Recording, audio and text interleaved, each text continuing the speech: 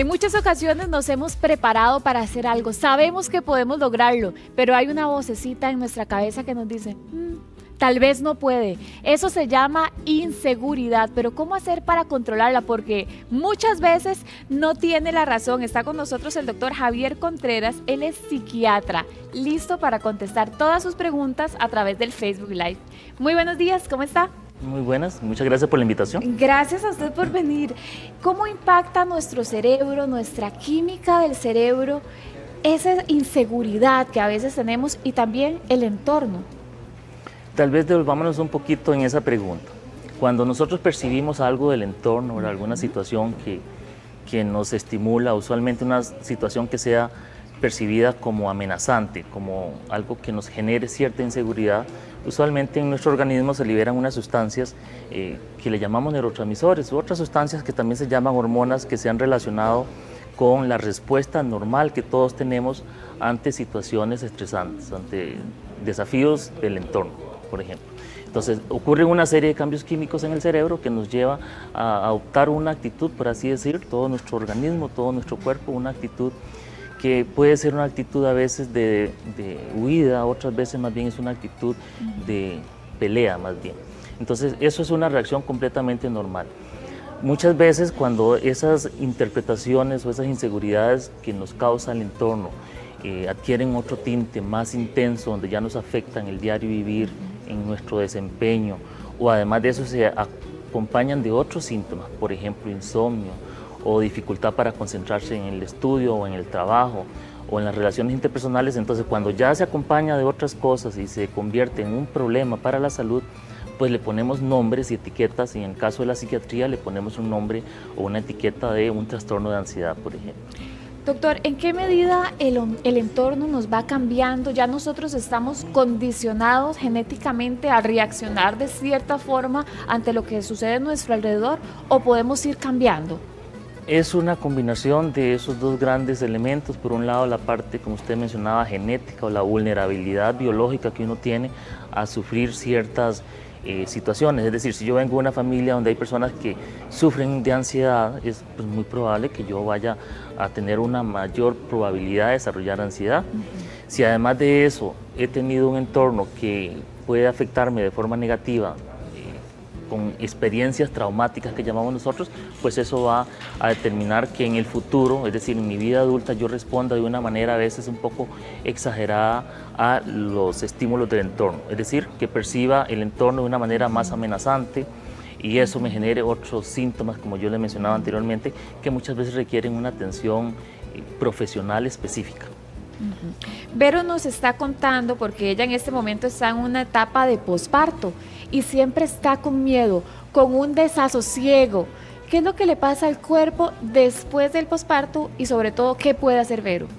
Bueno, después de un parto, ¿verdad? Hay un montón de cambios químicos que ocurren en la mujer que son completamente normales, los cambios hormonales que se generan, que generan un montón de manifestaciones a nivel emocional, cambios emocionales, y que consideramos normales, excepto cuando ya esas manifestaciones emocionales son muy severas y además de eso acompañan otros síntomas. En el caso de ella pareciera que se trata de una depresión postparto, si es que ocurrió al puro inicio, inmediatamente después del parto, y si hay además otros síntomas como por ejemplo que no duerma bien, que haya perdido el apetito, que presente desmotivación, desconcentración, etc. Esos son otros síntomas que a uno lo harían pensar que tal vez es una depresión postparto. Pero siempre lo ideal es buscar una ayuda profesional que le permita a uno saber qué es el diagnóstico exacto que tiene. Ayuda profesional. Ahora, Lisbeth nos está contando que hace poco ella fue diagnosticada con trastorno de pánico. También tiene ansiedad. Siento que le dan muchísimos ataques de pánico cuando sale a trabajar, cuando visita a la familia. Siente que esa no es vida. A ella le mandaron imipramina 75, pero ella no siente cambio. Bueno, los trastornos de ansiedad es importante tal vez hacer una pequeña introducción porque es un tema muy complejo y a veces se utilizan los términos de forma equivocada. Entonces, los trastornos de ansiedad hay muchos tipos, hay varios tipos. Uno de esos es el trastorno de pánico, donde la persona presenta crisis de pánico. Eso es una sensación como de falta de aire, de angustia severa. Uno siente como que va a perder el control, que se va a volver loco, que se va a morir, una cosa desesperante. Y eso le llamamos crisis de pánico. Usualmente cuando alguien tiene una crisis de pánico pasa algo muy inconveniente, que es que como es una situación tan severa y tan espantosa que se vive, el miedo de que vuelva a dar hace que realmente ocurra otra vez. Entonces es muy importante que busque ayuda profesional, porque si lo que está teniendo son crisis de pánico, que no están respondiendo a la medicación que le mandaron, que es un antidepresivo que ya es muy viejito, casi no se usan, hay otros antidepresivos más nuevos, con menos efectos secundarios, más potentes, que podrían funcionarle mejor que ese. Entonces lo ideal es que busque ayuda para que le cambien ese medicamento, la medicina. Sandra nos está consultando porque ella tiene un niño de 11 años, es muy pequeño y siempre piensa de manera muy negativa. Además, es muy ansioso y no duerme bien. ¿Qué puede hacer doña Sandra para ayudarle al niño? Tanto en este caso en específico como para muchos que probablemente nos están oyendo, algo que es fundamental para nosotros en salud mental es el dormir bien. Entonces, hay muchísimas razones por las cuales uno no puede dormir bien y que son cosas cotidianas que podemos mejorar sin gran esfuerzo y sin hacer gastos de dinero. Por ejemplo, es muy importante que las personas cuando tienen problemas para dormir vigilen mucho la cantidad de sustancias estimulantes que consumen, ¿verdad? Porque pero tiene 11 años, doctor. Por eso, entonces de 11 hacer? años habría que ver si está consumiendo tal vez Coca-Cola, ¿verdad? En la escuela, si es que tiene acceso a ese tipo de bebidas que lo estimulen, ¿verdad? En los adultos, como usted dice, sí es más común que caigamos en café, Coca-Cola, té negro, bebidas energizantes, y toda esa mezcla de cosas empeoran el sueño o la calidad del sueño, que es importante ver. En el caso de un niño a tan temprana edad con problemas para dormir, sería bueno que también revisen algo que se llama higiene del sueño. Higiene del sueño es todas esas condiciones que uno debería cumplir y vigilar cuidadosamente antes de acostarse. Y con los niños y adolescentes, y con los adultos también, pasa que nos quedamos mucho en los teléfonos, en las tablets, jugando, viendo cosas, y eso interfiere con la higiene del sueño. Ok, té de noche no, gaseosas no de noche, y en los niños, nunca. Eso Exacto. sería. Y Muy vigilar si es que está teniendo sobreestímulos en la noche que le puedan estar afectando la higiene del sueño. Videojuegos. Ahora, doña Ana nos está contando, ella está pasando por la menopausia en este momento y siente que a veces no puede respirar. ¿Qué será lo que está sucediendo y cómo puede ayudarle a salir adelante? Bueno, habría que ver si tiene alguna condición física que le esté afectando la respiración, ¿verdad? Yo me imagino que no es como un problema a nivel respiratorio, sino que se está refiriendo más a algo relacionado a ansiedad, que es un síntoma común de la ansiedad, es sentir falta de aire. Como yo mencionaba antes, esa sensación o ese síntoma físico lo vive mucha gente con diferentes tipos de ansiedades, ¿verdad? Como los trastornos de pánico o cuando hay ansiedad severa. Entonces, en el caso de ella, es importante que sepa que las mujeres cuando están en los cambios hormonales, como ese periodo de la menopausia, los mismos cambios hormonales pueden propiciar cambios emocionales y exacerbar emociones que podrían ser normales en cualquier otra situación, pero que ahora se exacerban, se hacen muy severas, como la ansiedad. Doña Liz nos está contando que ella tiene un niño de apenas 7 años de edad. A veces cuando está en reposo le late el corazón muy rápido. ¿A qué se debe? El niño es que le late el corazón. Sí. Bueno, primero habría que ver qué tan inquieto. rápido le late el corazón, ¿verdad? Si es que tiene realmente taquicardia, porque si no le toma la frecuencia cardíaca, pues es muy difícil saber si le está latiendo muy rápido o no.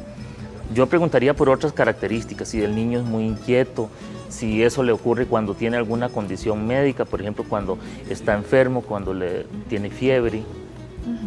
Don Oscar nos está preguntando si la amitriptilina es buena para controlar la ansiedad. Amitriptilina.